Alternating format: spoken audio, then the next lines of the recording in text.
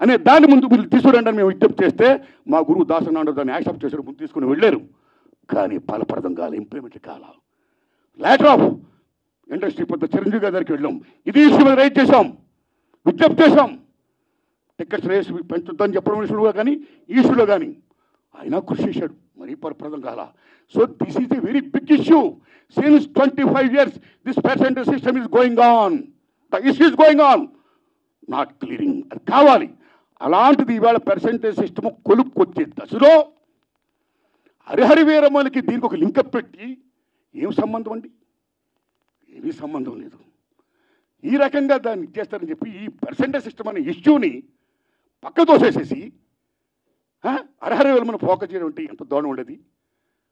అది కరెక్ట్ కాదండి. అందుకని నేను మనస్ఫూర్తిగా ఇది ఫీల్ అయ్యే నేను చెప్పడం కోసమే నేను విజ్ఞప్తి చెప్తూ పవన్ కళ్యాణ్ గారిని విజ్ఞప్తి చేస్తున్నా, నేను చంద్రబాబు నాయుడు గారిని విజ్ఞప్తి చేస్తున్నా, దుర్గేష్ గారిని విజ్ఞప్తి చేస్తున్నా.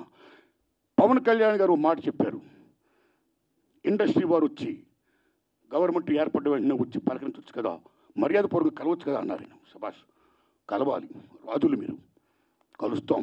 కానీ ఒక విజ్ఞప్తి చేస్తున్నాం, పూర్వకాలంలో రాజుల దగ్గరికి ఏదైనా ప్రజలకు సమస్య వచ్చినప్పుడు ధర్మగంట కొడితే లోపలికి వెళ్ళేవారు. దాని బిఫోరే రాజులే ప్రజల దగ్గరికి వెళ్ళేవాళ్ళు, రక్తబండి పెట్టేవారు. మీ ప్రజలకు ఏ సమస్య ఉంటే రండి చెప్పండి అని అడిగేవాడైనా అక్కడక్కడిగా తీర్పులు చెప్పేవాడు, సాల్వ్ చేసేవారు, ప్రజలకు మేలు చేసేవాడైనా. ఇదిగో మా ఊరికి చెరువు కావాలి, మా ఊరికి విద్య కావాలి, మా ఊరికి వైద్యం కావాలి, లైక్ దిస్. అలాగా మీ మినిస్టర్లు కూడా అయిన వెంటనే ఇండస్ట్రీని పిలిచి రండి, మీకేం సమస్యలు ఉన్నాయి, నేనేం చేయాలి, మేమేం చేయాలి అని చెప్తే మేము కూడా ఎంత ఆనందపడేవాళ్ళం అండి.